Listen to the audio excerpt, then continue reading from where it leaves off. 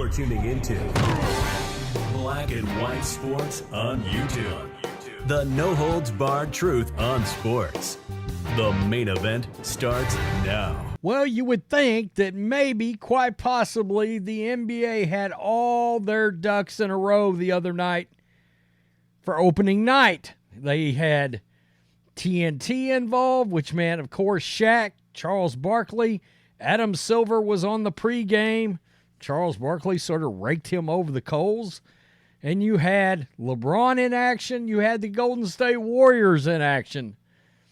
It was not on ESPN, all right? So you would have thought that TNT, people not having to tune into ESPN, they can consume the NBA. All the things were there for the NBA to have some explosive rise in the NBA ratings, correct? Now keep in mind, the NBA is currently eyeing a new television rights deal. They're looking around. Who's going to pay the most for the NBA, which is obviously drawing major ratings? Wrong?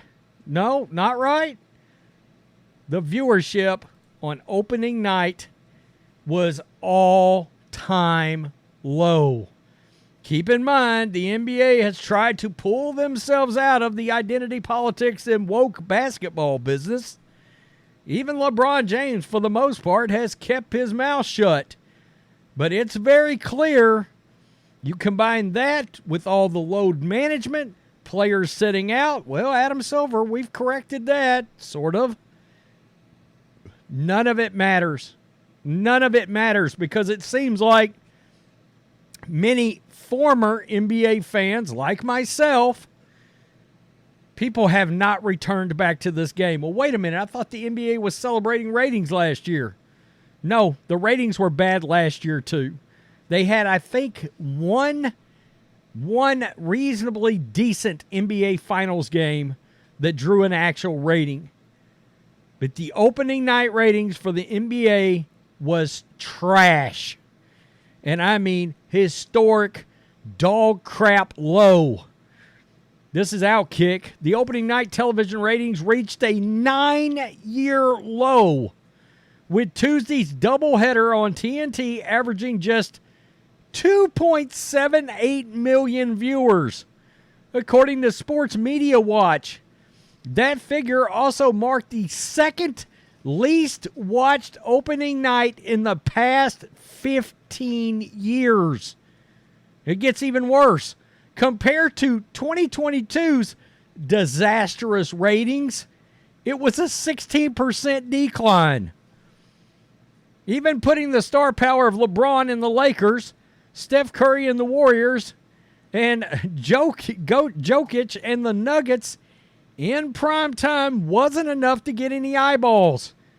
The NBA is struggling. And in the face of these atrocious numbers, a new interview with Adam Silver reveals that the league is going to shoot for $7 to $8 billion in media rights deals in upcoming negotiations. How in the world does the NBA believe they're going to pull off a TV deal like that? Like that. Just for some frame of reference, the WWE just re-upped a television deal. I believe it was for SmackDown, maybe. And it regularly outdraws NBA games. I think their media deal was, it was maybe less than $1 billion, around $1 billion. It was way less than what the NBA is going to try to get. That's ridiculous to me. That represents a 3 times increase from their current television deal. To listen to Adam Silver, the ever-declining ratings aren't because of the league becoming openly and increasingly associated with the political left. It's just because young people don't have cable. Wow. Quote, now, of course, we're paying attention to the fact that not only is basic cable universe decreasing, but the demographic of the audience is changing as well. Silver told Yahoo Sports, it's beginning to look less like America, older and less diverse, And the NBA has a particularly young and diverse audience. Does he have any idea what he's even talking about right now? By the way, the NFL ratings and college football ratings are through the roof. I mean, think about that. A 2.78 Deion Sanders was drawing 10 million. Think about that. Quote, so we recognize that in some ways the decline of cable has disproportionately impacted the game, he continued. Our young audience isn't subscribing to cable, and those fans aren't finding our games. Wait a minute now. I can tell you right now, I have not had cable for like 12 or 13, 14 years. Hulu Live, Sling, Fubo, they all offer ways to consume the NBA. They're streaming, by the way. Nobody is tuning in using anything. Come on, stop it. Silver's argument may have some merit if other sports were seeing the same decline. Game 7 of the NLCS between the Phillies and Diamondbacks, teams that don't exactly have the profile of the Warriors and Lakers, was watched by nearly 9 million people. Sure, baseball has older fans, but the gap isn't, quote, that large. The NBA is simply less popular than it was in years past because of the league's own mistakes. They bring up load management right here. Has made matchups less compelling. Yeah, you tune in thinking you're going to get to see all the superstars, and guys are riding the pine. Yeah, I mean, that certainly doesn't help your league at all. The lax enforcement of rules towards superstars in particular have made games feel unfair. But the main issue, as you can expect, is politics. The NBA embraced the politically divisive Black Lives Matter movement. How's that working out for you and everybody else? Significantly more than other sports leagues, a decision that looks like even more of a mistake in late 2023. Can you imagine?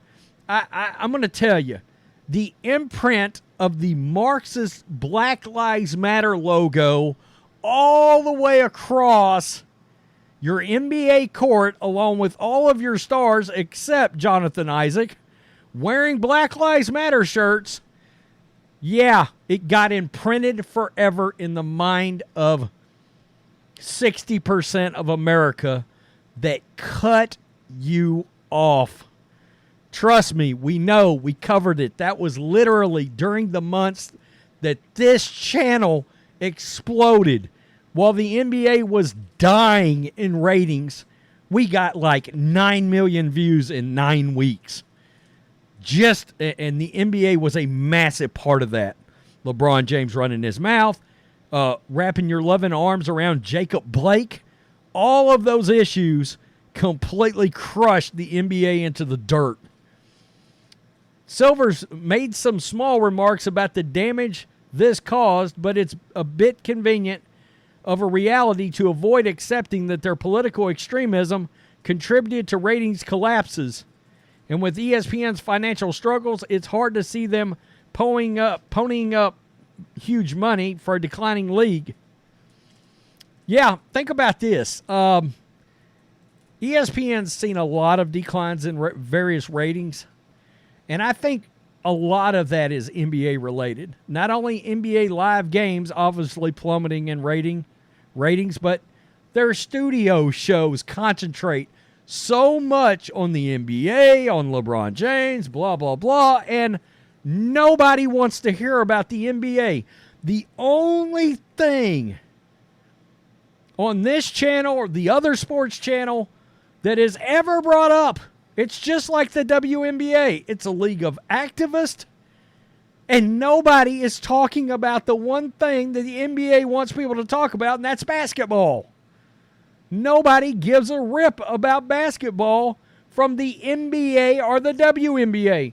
All keeping in mind, people want to watch basketball because the NCAA basketball ratings are great in March Madness. They are embarrassing the NBA. I mean, you've got mid-major schools that are drawing 3 and 4 million viewers during that tournament, very early in the tournament, compared to opening night of the NBA. Adam Silver, LeBron James, I've long since said, two things have to happen before anybody will consider coming back to the National Basketball Association.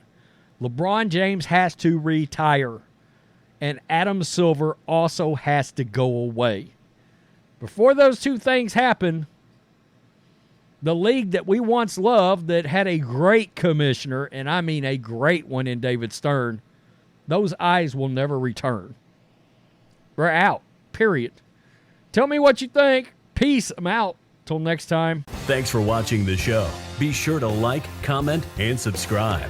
Be sure to tune in next time on Black and White Sports.